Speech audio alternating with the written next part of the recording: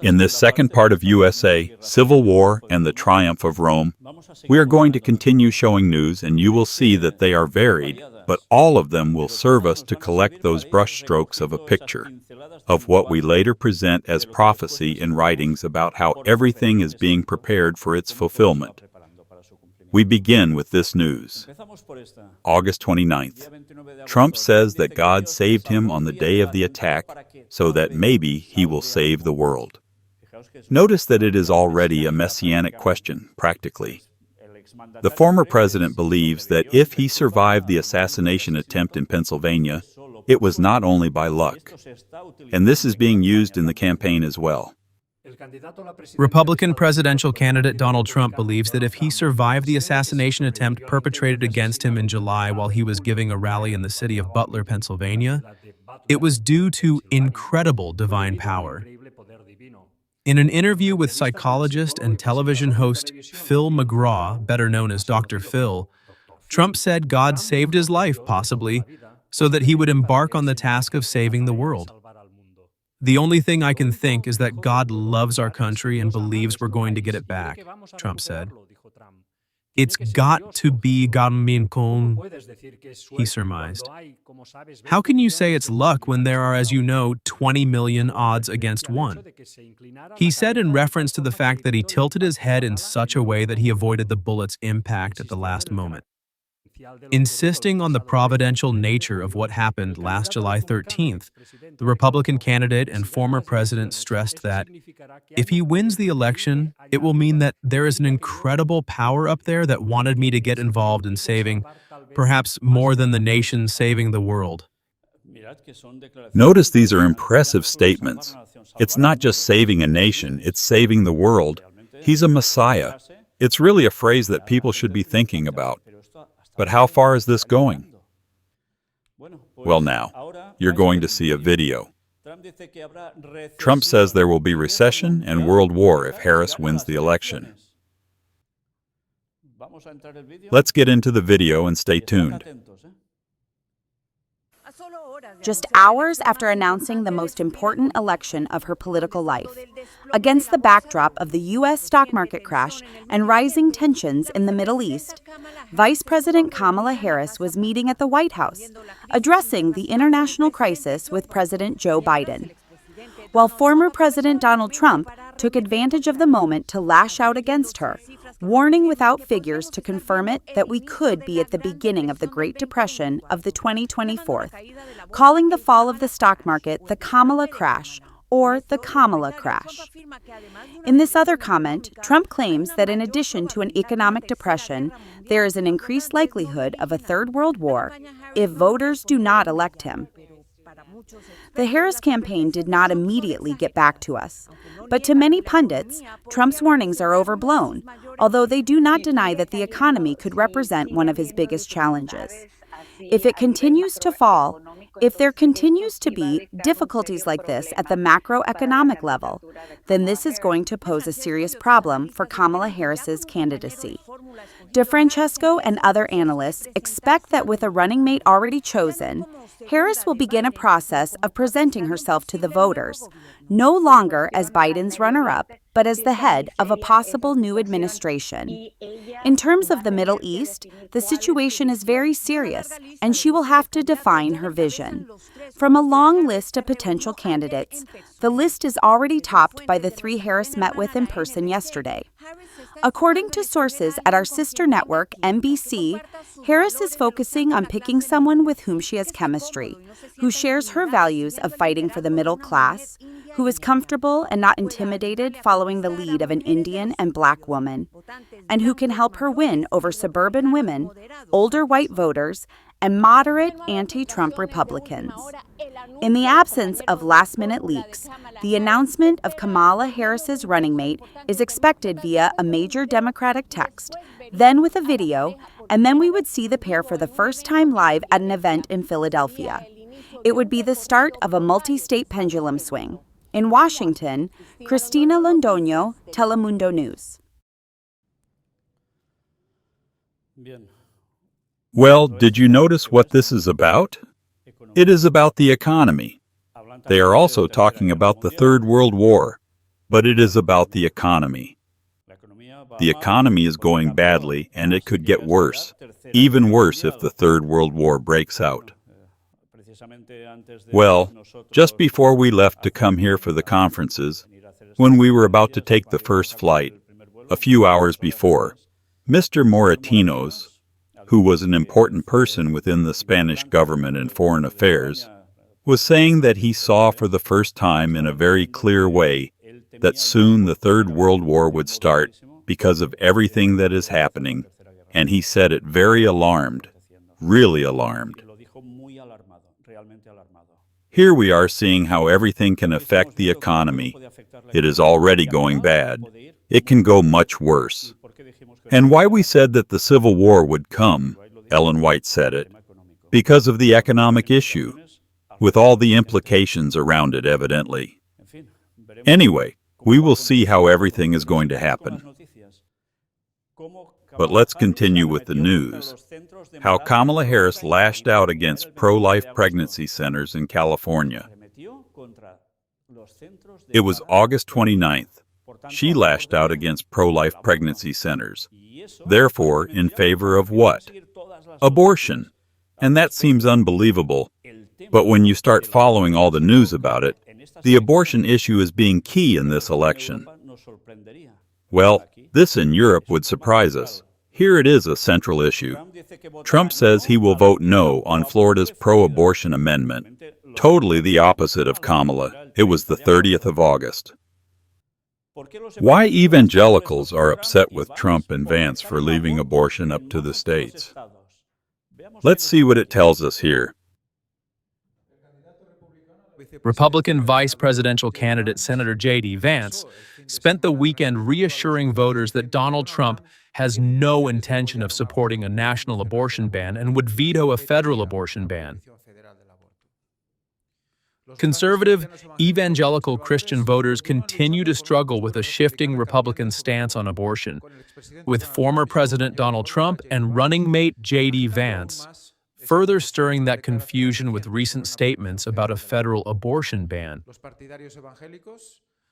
Staunch evangelical Trump supporters criticize the Republican presidential candidate for taking a less tough stance against abortion, going so far as to say that Trump is no less pro-choice than Democratic vice presidential candidate Kamala Harris. The recent angst is a continuation of a debate that erupted before the Republican National Convention in July, when the religious right urged the GOP not to soften its stance on abortion.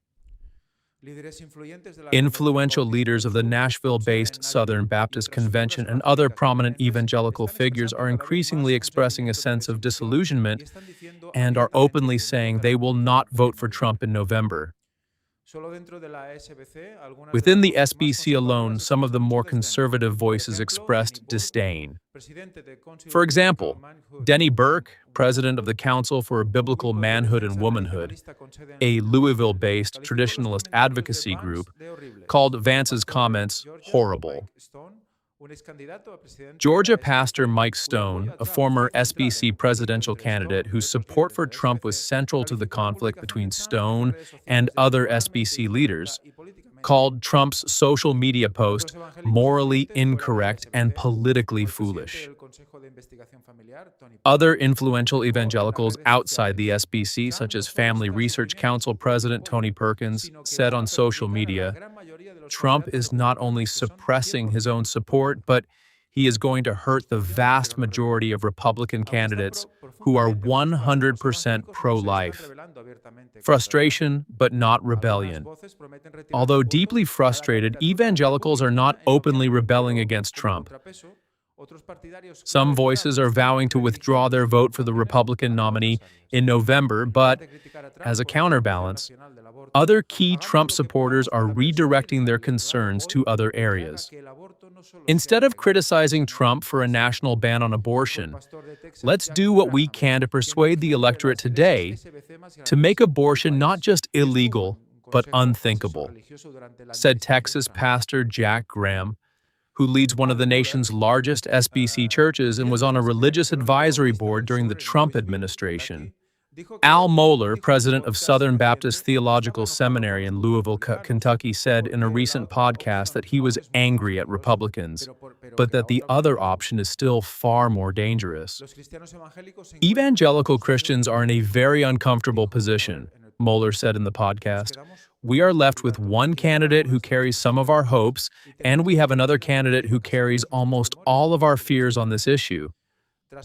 Following additional comments from Trump on the 6-week gestational abortion ban and in vitro fertilization in Florida, Mohler more directly criticized Trump.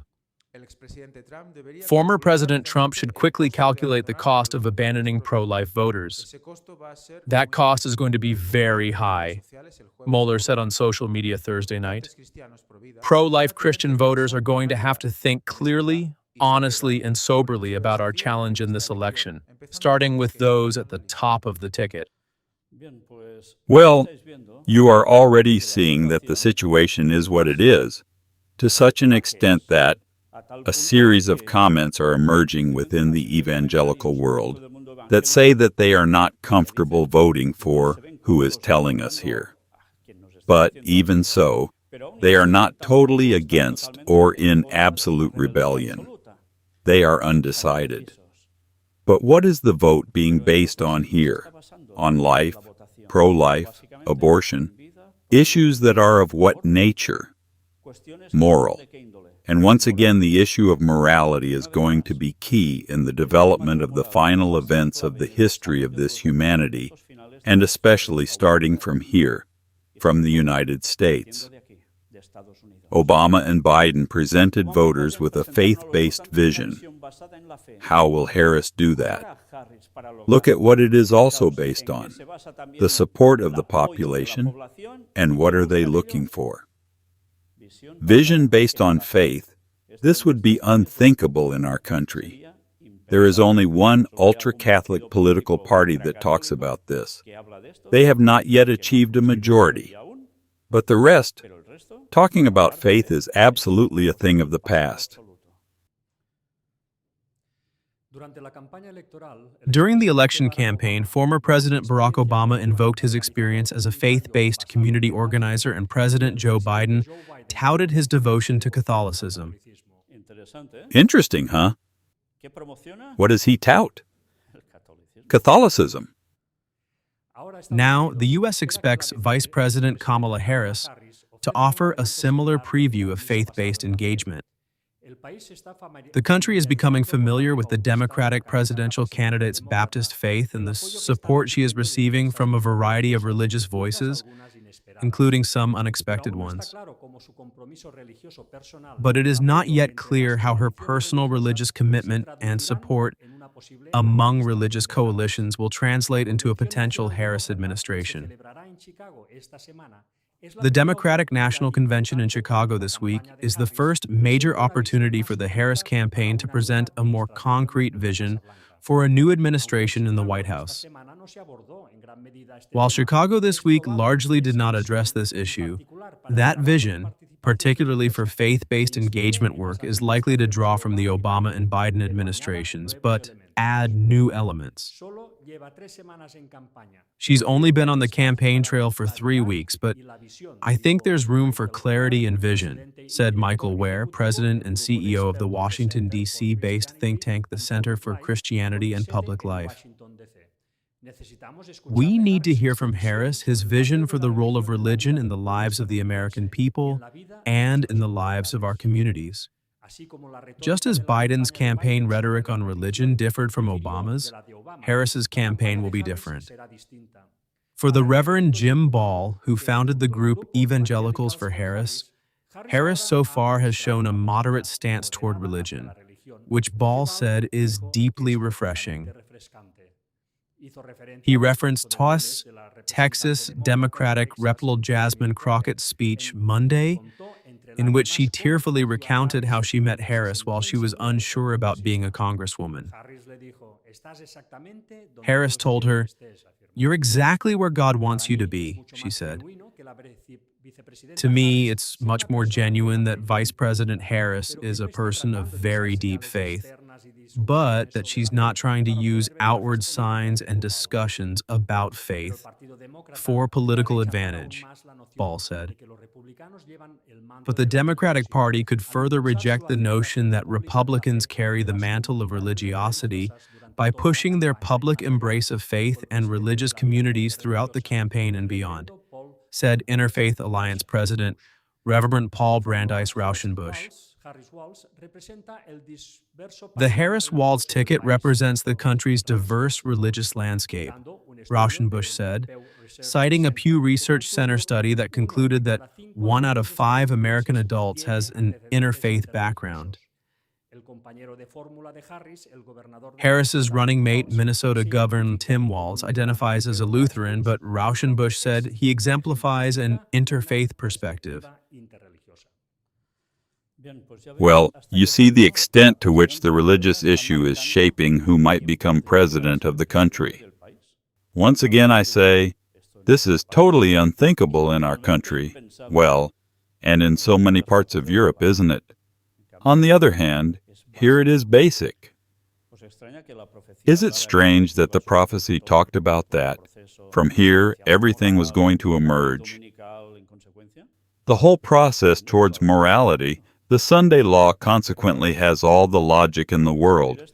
But of course, to write this so many years ago, and that it is happening now in such a clear way. Let's see who was the handsome one who accepted it for the sake of it, if it was not by divine inspired prophecy. Here you have Mr. Famous Elon Musk, who says, America is in the fast lane to bankruptcy. You know he is also supporting who now? Trump in a total and absolute way. He is already out in campaigns, jumping, prancing, etc., etc., etc. But he is saying this. Excessive government spending is what causes inflation. So once again, he is talking about what? Economy, crisis, and wow, bankruptcy is a very strong word already, economically. Trump threatens 1 year in jail for those who burn the American flag news of August 31st. The burning of the American ensign is protected by the country's constitution. This is interesting because in other places this happens and nothing happens. Here, yes, it is by constitution that it is not. But what is going to happen? Do you want to see in this something that is marking guidelines of where everything should go? Well, yes, it is a moral also, a patriotism. Here you have a writer, Stephen King. Do you know who he is? He is known for being the author of books that are not only science fiction, but also scary books, practically, and there are movies that are inspired by his books. Stephen King responds to the banning of 23 of his books from Florida schools. Do you remember that? Earlier, we also featured others who complained about this situation. It was news on September 2nd. The science fiction writer is one of those censored in that state for his sexual contents. Yes, not because of science fiction issue, but because he also introduces these other issues in his books. Let's read it. In 2022, Florida Governor Ron DeSantis affirmed landmark legislation aimed at reviewing books that included any sexually explicit material, following complaints from the conservative group Moms for Liberty. More than a few have had their titles removed from school curricula under this mandate, from classics to contemporary authors. The latest has been Stephen King, one of the best-selling writers in the mystery and science fiction genres, who has seen 23 of his books banned from Florida school libraries because of their sexual content. King's novels that have reportedly been banned include Carrie, It, The Gunslinger, The Running Man, and The Long Walk. The law is now being challenged by 6 major publishers: Penguin Random House, Simon & Schuster, Hachette Book Group, HarperCollins Publishers, Macmillan Publishers, and Source Books.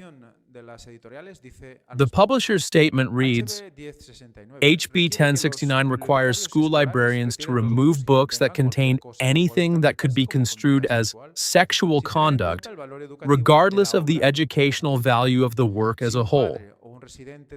If a parent or county resident objects to a book, the book must be removed within 5 days and remain unavailable until the objection is resolved. There is no requirement to check out a book within a reasonable time, or even to return it if it has been determined not to violate the statute. If returned to the library, an objector can request a review by a state-appointed special magistrate at the school district's expense. They rule.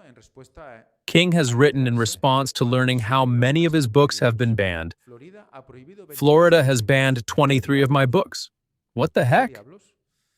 The law went into effect in July 2023 and has removed such notable classics as Aldous Huxley's Brave New World and Mark Twain's The Adventures of Tom Sawyer from elementary, middle, and high school libraries. Even nonfiction books such as Anne Frank's diary have been banned.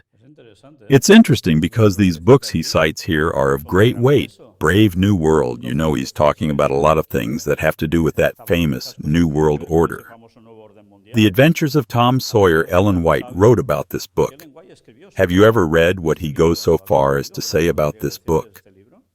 She says that at the time it had a good importance, but then it should no longer be read because it was out of place, because it had to do with issues of slavery, etc., etc., but that the true believing Christian people, Adventists, should no longer focus on reading things that no longer touched, so as not to waste time.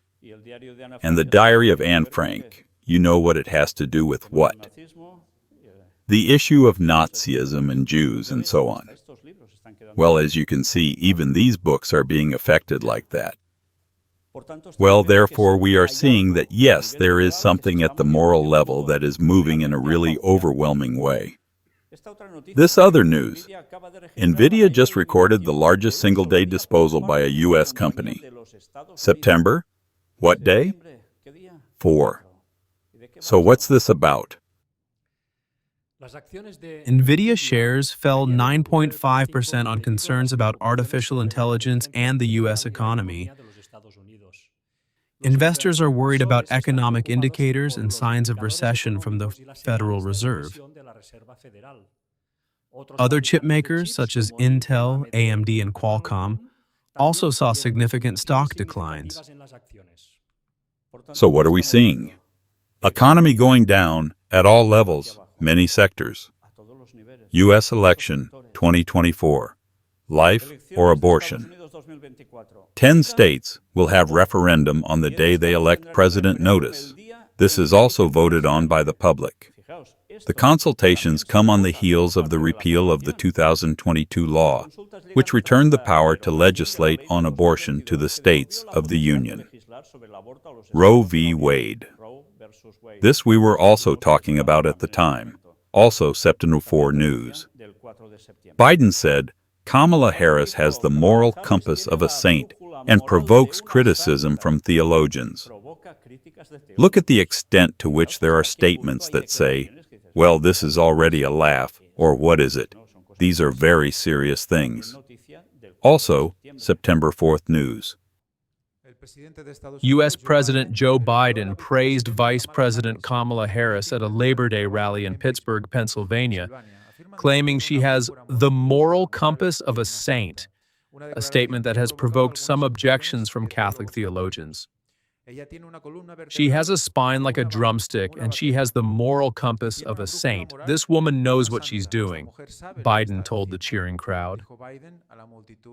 I promise you, if you elect Kamala Harris as president, it will be the best decision you've ever made, Biden assured her.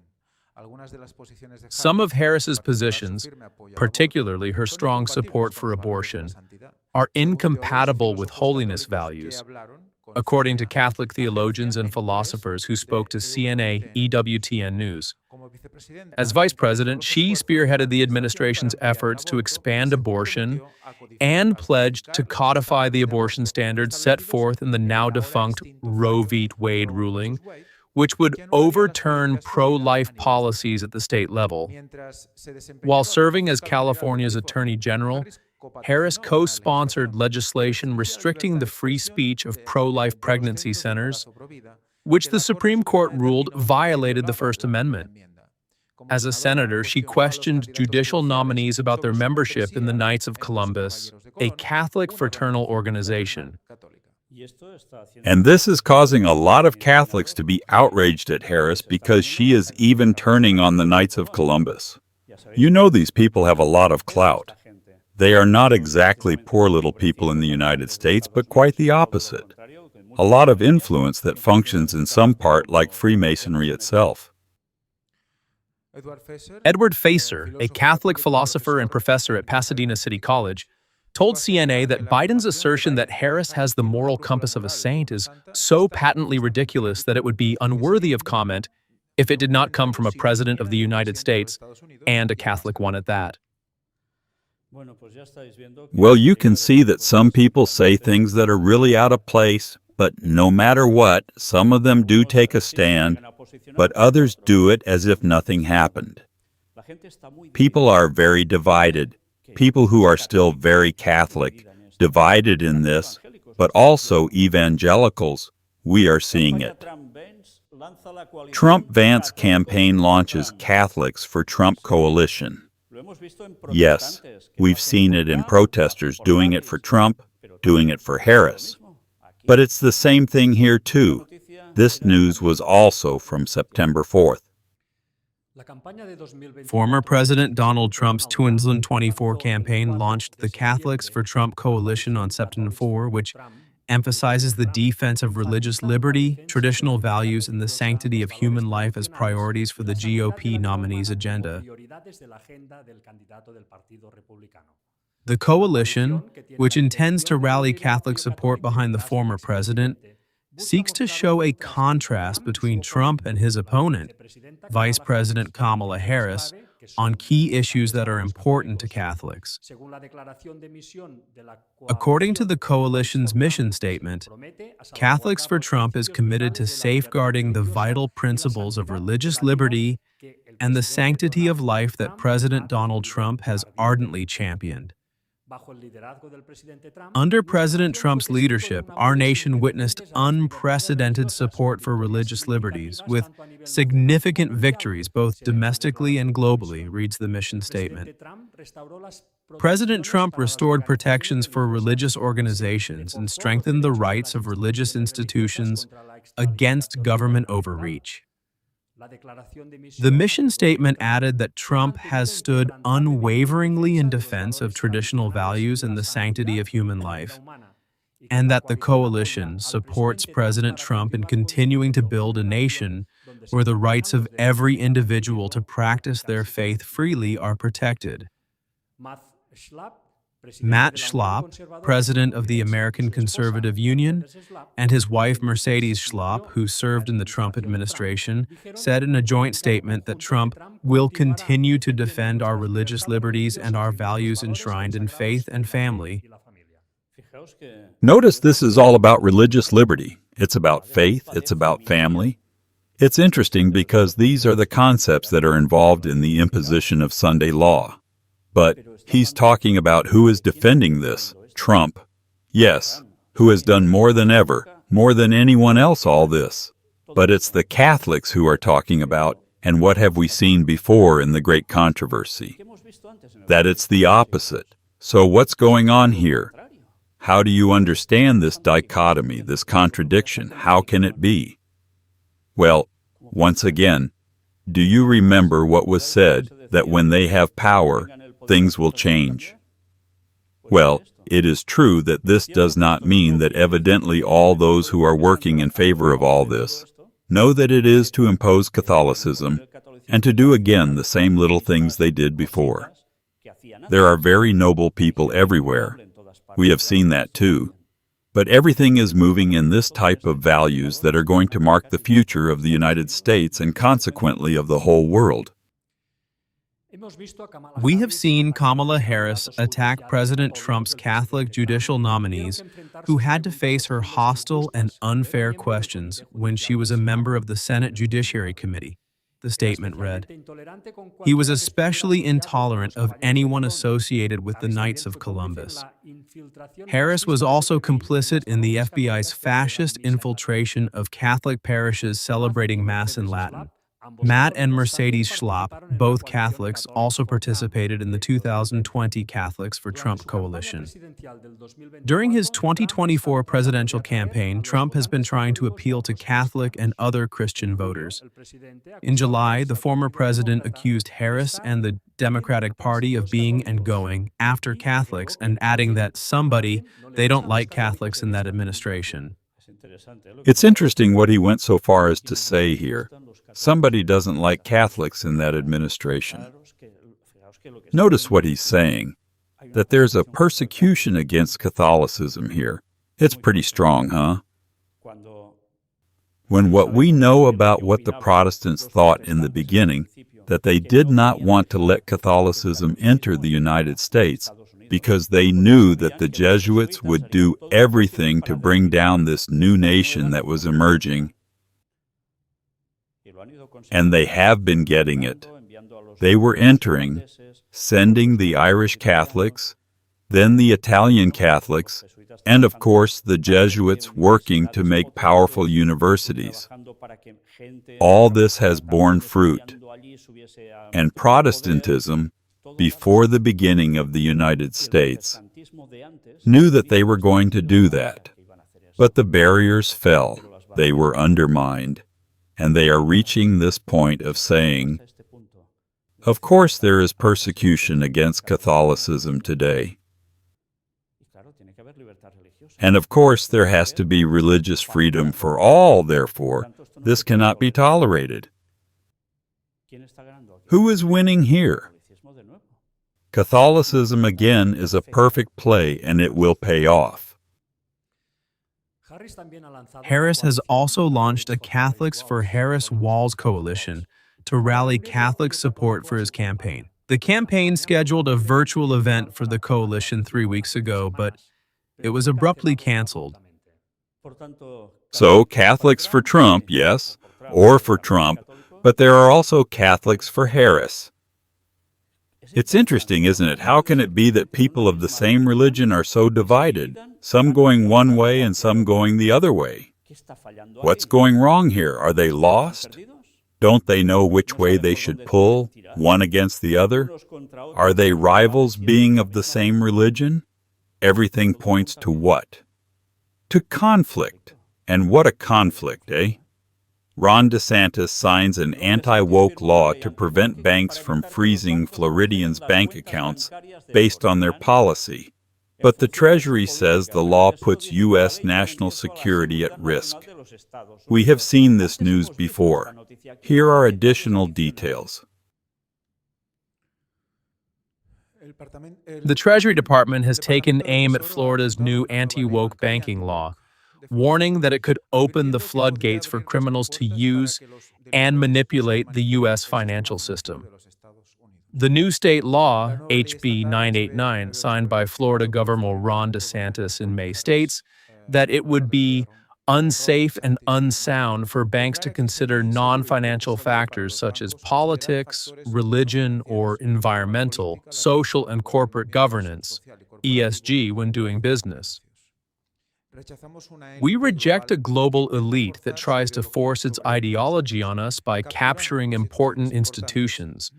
DeSantis, who has led an aggressive campaign against so-called wake ideology in the Sunshine State, said in signing LEHB 989, "We are not going to allow big banks to discriminate based on someone's political or religious beliefs." But while DeSantis claims to be paying attention to fighting discrimination in the United States, Treasury has labeled the Florida law and similar laws under consideration in mostly conservative states such as Arizona, Georgia, Idaho, Indiana, Iowa, Kentucky, Louisiana, and South Dakota as a potential threat to national security. Well, Notice that here, if I rewind the image, it tells us, we reject a global elite that is trying to force its ideology on us by capturing important institutions. This detail in the other news that we had presented does not appear. They talk about there being a global elite. We are talking about people who are in the world of politics who really know that there is an elite that controls things. Here, of course, you see what it's all about. Again, this kind of ideology. But recognizing that there is a global elite implies that it goes far beyond the puppets that we see, and that so many people believe that they are above it all. School officials across Oklahoma are challenging the Republican Party's directive to teach the Bible in classroom. This, too, we were presenting in the previous lecture series. See what else he's telling us here. Superintendents of nearly 6 Oklahoma school districts say they do not plan to change their district's curricula to comply with Republican Superintendent of Public Instruction Ryan Walters' anti-LGBTQ mandate that the Bible be taught in the state's public schools. In June, Walters issued a memo directing all school districts in the state to incorporate the Bible and the Ten Commandments into their curricula for grades 5 through 12. The following month, the Oklahoma State Department of Education issued guidelines on how schools should incorporate the Bible into lessons beginning in the 2024 to 2025 school year. In late July, the Oklahoman reported that some of the state's largest school districts had already said they would not comply with the directive, citing concerns that it could violate state law. In early August, KGOU reported that at least 17 school districts across the state had said they would not change their curricula to incorporate the Bible. So, we're seeing once again what it looked like they were going to impose on this issue. There are people who are rejecting it, who don't want to implement it. Do you think that this ultimately won't change, and that it will or will have to be held to a certain standard? Of course it will. That's what is going to end up happening. Republicans advocating for more Christianity in public schools face pushback. That's what we were looking at. We still get more details here. The Republican-led push to incorporate more religion into America's public schools is provoking pushback from critics who argue that it violates the constitutional right of separation of church and state. This point is interesting. Separation church and state, which is the basis of government in the United States, to be free. That is why the Mayflowers came the first ones who came to the United States. Well, at that time there were no states or united, but they were already working for this. And now this is becoming an issue. Separation of church and state. Florida now allows chaplains in public schools, Oklahoma and Texas, want to incorporate the Bible into the curriculum. And Louisiana passed a law requiring the display of the Ten Commandments in classrooms. But as the movement faces pushback, Republican officials such as Louisiana Gov. Jeff Landry, Florida Gov. Ron DeSantis, and Oklahoma State School Superintendent Ryan Walters are defending their policies and demanding that local schools implement them, according to a policy briefing statement. In particular, Republican and Democratic state lawmakers have introduced more than 650 bills tied to religion and education in 2024 so far, according to a report from Quorum, a software company that tracks legislation, reported Politico. Now, local school officials and civil rights organizations are fighting back. Well, you see, they're fighting for it. And here, what have you got? Catholic Charities asks Supreme Court to protect rights First Amendment in battle against state. In Florida, DeSantis has been pushing to integrate more religion into the state's public school system under a voluntary school chaplain program that went into effect in July. But Members of the Satanic Temple, TST, which is recognized as a church by ICER, say they are ready to serve as volunteer chaplains. Under Florida's new law, which allows volunteer school chaplains to provide support, services, and programs to students. Look where, here is a really important question. It is being said that to support, that there are religions, in fact, the Bible is taught in schools, etc., etc. This allows chaplains to go and teach there. But of course, in this religious freedom, which church is also included? They are considered a church, Satanic Temple. From here, another new controversy arises. So what should we do? Should we allow people who believe in these issues to do this, to have access to children to teach them all that? Automatically a controversy arises that will provoke what? Well, it will be legislated that there is one thing that is allowed and another that is not, because otherwise this whole issue enters into the teaching. But it is religious freedom. It is what is defended. Therefore, we will have to set some standards on which religious freedom is allowed and which is not. And this will also end up affecting the people of God. And in principle, this goes about the Satanic Temple, but it will have repercussions. We are now, after seeing all this news review, going to look once again at what Ellen White wrote in The Great Controversy, continuing where we left off in the previous lecture. Once again, keep in mind all the news we have shown in this lecture series. A religion of externals is attractive to the unrenewed heart. The pomp and ceremony of the Catholic worship have a seductive, bewitching power, by which many are deceived, and they come to look upon the Roman Church as the very gate of heaven.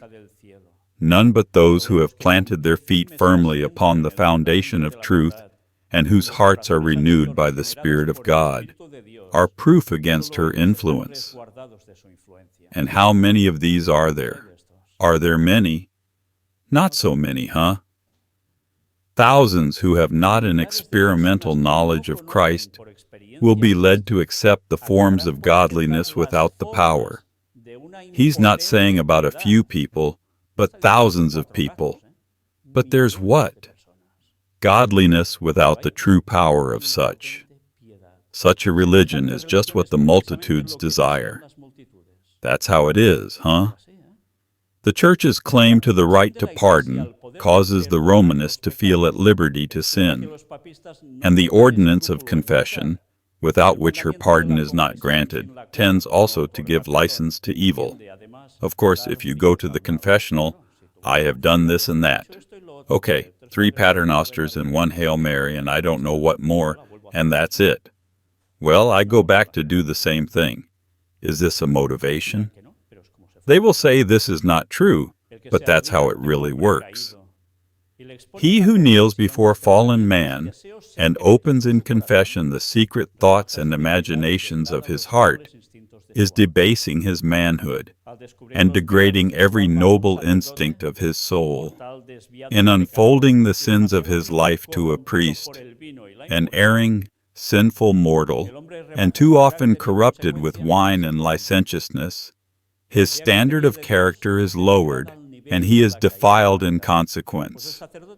His thought of God is degraded to the likeness of fallen humanity, for the priest stands as a representative of God. This degrading confession of man to man is the secret spring from which has flowed much of the evil that is defiling the world and fitting it for the final destruction. No big deal, huh? The confessionals. This degrading confession of man to man is the secret spring from which has flowed much of the evil.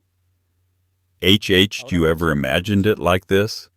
The confessionals doing this? Now think about something. A man or a woman. They go to the priest on duty who is behind the curtain in the confessional and begins to tell him sins of a sexual nature. Who knows what kind? What does the one inside think? What does the one inside impregnate himself with? Of things that he should never even hear, and there are enough cases of everything they do to be motivated to do so. This rots the one who asks for forgiveness and the one who theoretically gives it. This is how the human mind works. Yet to him who loves self-indulgence, it is more pleasing to confess to a fellow mortal than to open the soul to God. It is more palatable to human nature to do penance than to renounce sin. It is easier to mortify the flesh by sackcloth and nettles and galling chains than to crucify fleshly lusts. Heavy is the yoke which the carnal heart is willing to bear rather than bow to the yoke of Christ. Yes, all very apparent. Oh yes, for a moment. But then you don't change your life. How useful is all that? There is a striking similarity between the Church of Rome and the Jewish Church at the time of Christ's first advent.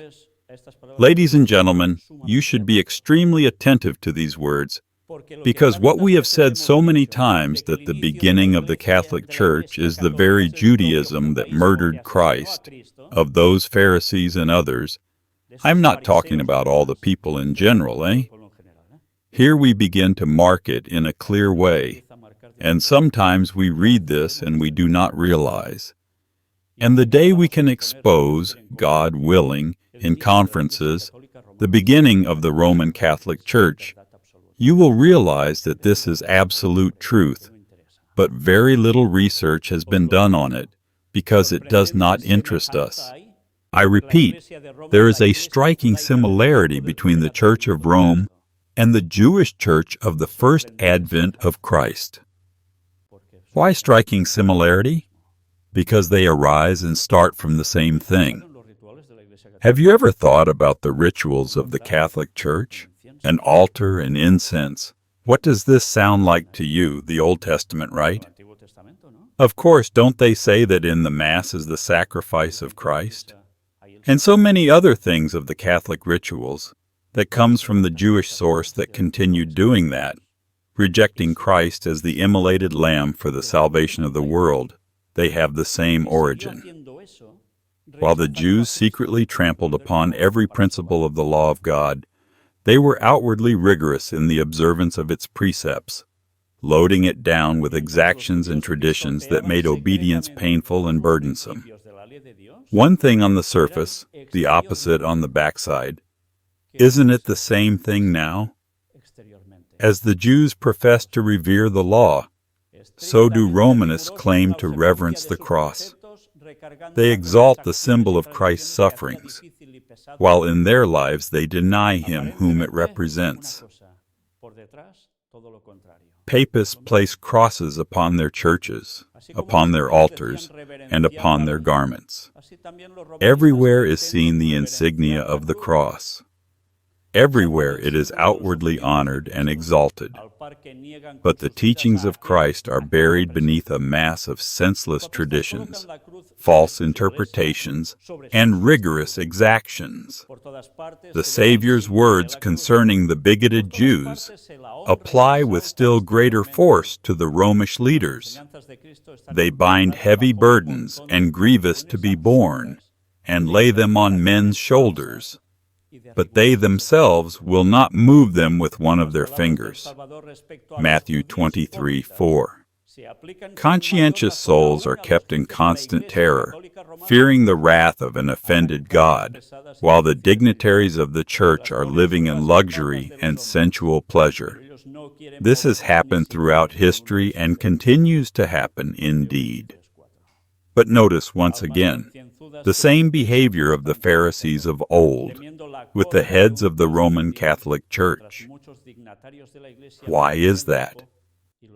The worship of images and relics, the invocation of saints, and the exaltation of the Pope are devices of Satan to attract the minds of the people from God and from his Son. To accomplish their ruin, he endeavors to turn their attention from him, through whom alone they can find salvation. He will direct them to any object that can be substituted for the one who has said, Come unto me, all ye that labor and are heavy laden, and I will give you rest. Matthew 11:28. Is this true, isn't it? To whom do they turn in prayer? To Christ alone? To the Virgin, and to all the saints you can imagine, and many more? And they go on like this. It is Satan's constant effort to misrepresent the character of God, the nature of sin, and the real issues at stake in the great controversy. His sophistry lessens the obligation of the divine law and gives men license to sin. At the same time, he causes them to cherish false conceptions of God, so that they regard him with fear and hate, rather than with love. Don't they themselves say that in order for prayers to reach heaven, who has to intercede? For Christ to hear, because Christ is very serious and gets very angry, they have to go through the Virgin, because she is the good mother. It is seen that Jesus, of good, has relatively little. He is very vengeful, very hard. Instead, the mother is so good. Then, to whom do they direct the thought? In truth, the cult. And what role are they assigning to God? The bad one, practically, that they need to temper their character, because if not, he would brush them all away in a moment. They're all dead, but thanks to the Virgin and the saints, thanks to the Virgin Mary and the saints, look where they are, not anymore. Well, what a role they play, don't they?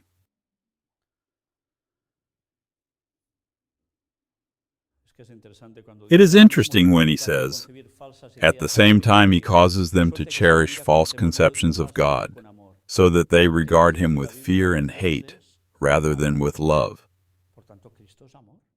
And what does the Bible tell us? God is love. Therefore, Christ is love. And here instead, we are told that those who were simple human beings are more loving than God himself. The cruelty inherent in his own character is attributed to the Creator. It is embodied in systems of religion and expressed in modes of worship. Thus, the minds of men are blinded, and Satan secures them as his agents to war against God. By perverted conceptions of the divine attributes, heathen nations were led to believe human sacrifices necessary to secure the favor of deity, and horrible cruelties have been perpetrated under the various forms of idolatry. Sure, they appeased the gods, wasn't it? And then, to appease the wrath of God, when you have sinned and you go to the confessional, and far beyond from Hail Marys and Paternosters, they also need indulgences. And sometimes, you know what some people do. They whip themselves, putting something on their feet and go on their knees until I don't know where. You win salvation, and God does not fulminate you through works, botched works. Therefore, it is the same thing, idolatry. The Romish Church, uniting the forms of paganism and Christianity, and, like paganism, misrepresenting the character of God, has resorted to practices no less cruel and revolting. In the days of Rome's supremacy, there were instruments of torture to compel assent to her doctrines. Do you remember when we were filming in certain places where they had all this kind of apparatus? When you were there, the first thing you thought about was the poor guy who went through there, what they did to him for not agreeing with what they believed, and you think, and they're going to go back to the same thing. They're going to go back to the same thing. Is this human? This is satanic, straight up satanic. There was the stake for those who would not concede to her claims. There were massacres on a scale that will never be known until revealed in the judgment. Dignitaries of the church studied, under Satan their master, to invent means to cause the greatest possible torture and not end the life of their victim.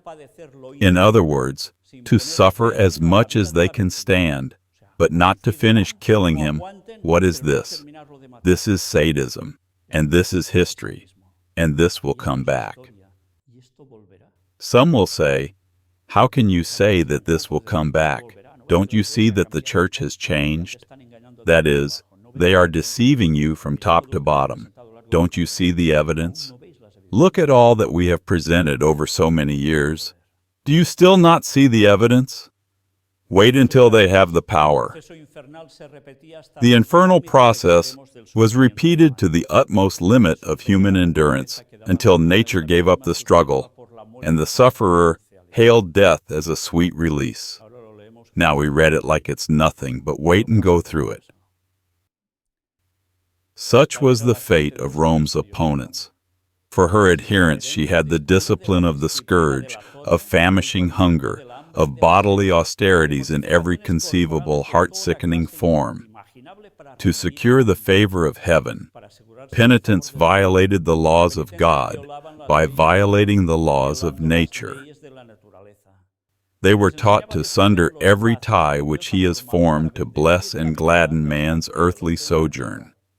The churchyard contains millions of victims who spent their lives in vain endeavors to subdue their natural affections, to repress, as offensive to God, every thought and feeling of sympathy with their fellow creatures. Have you read the history of many saints? I have, and when you read them, you realize a little bit. What happened to Luther? Do you remember Luther? He was a Catholic monk. He was bitter because he saw that he wanted to change, and he could not. He sinned. He did everything. For what? So that God would forgive him, for fear of losing his salvation. But he was afraid even of God. And one day he was going up some stairs in Rome. We went to see them. He reached a point where he said, "The just shall live by faith." The text came to his mind. He stood up and said, "It is finished." He realizes, thanks to God, that this was not the way, but this was the normal. And when you see the list of people, of saints who died, who wanted to be so good, and they did everything in their bodies, they died at 20-something years, 30 and a little, because they had killed their own bodies, and they tell us that they are saints who are in heaven interceding for us, and they are victims of what they were made to believe. If we desire to understand the determined cruelty of Satan, manifested for hundreds of years, not among those who never heard of God, but in the very heart and throughout the extent of Christendom, we have only to look at the history of Romanism.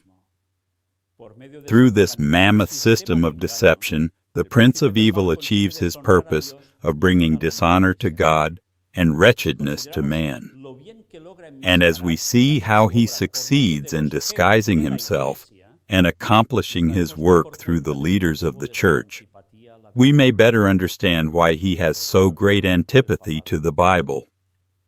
And what did the papacy do with the Bible? Did it let anyone have it?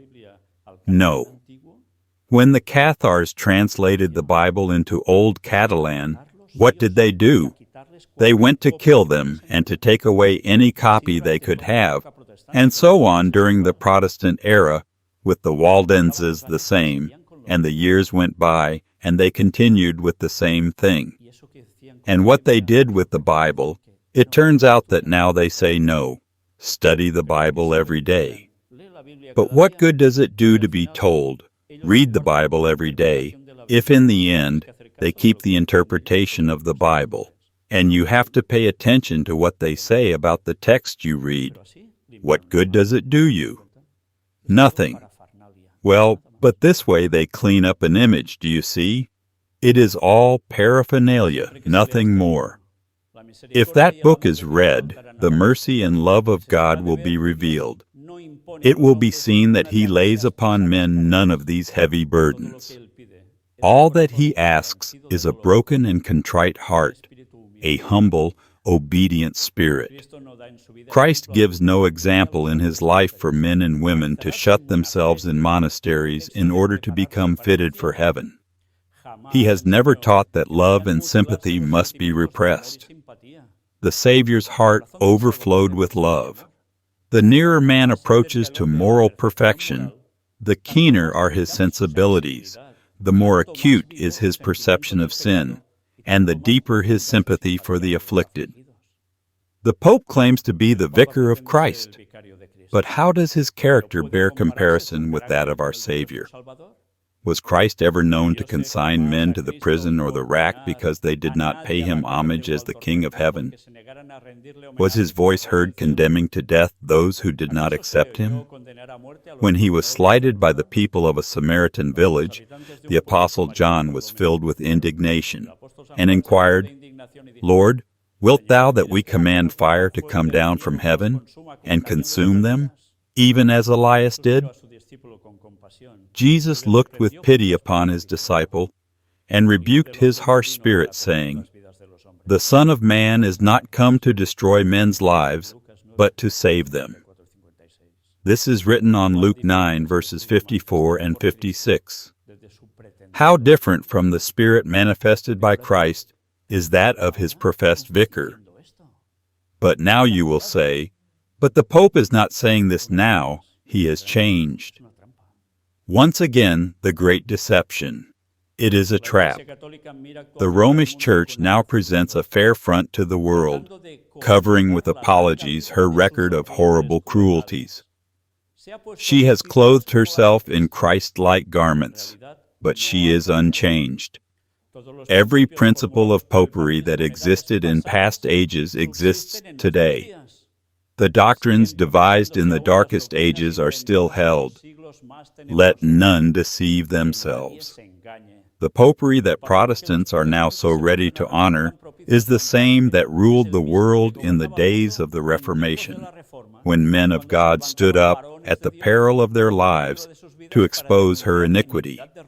She possesses the same pride and arrogant assumption that lorded it over kings and princes and claimed the prerogatives of God.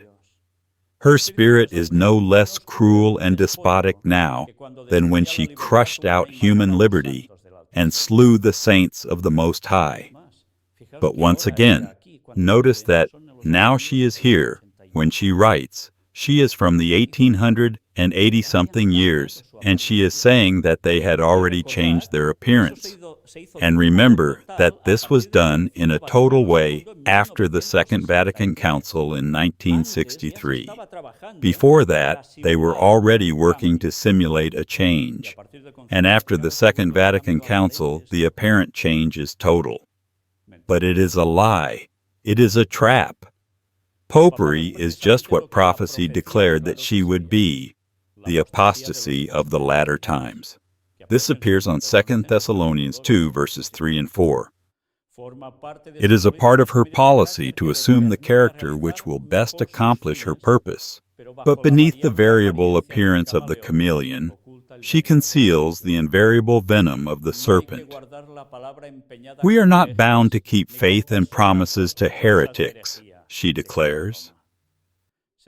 Shall this power, whose record for 1,000 years is written in the blood of the saints, be now acknowledged as a part of the Church of Christ?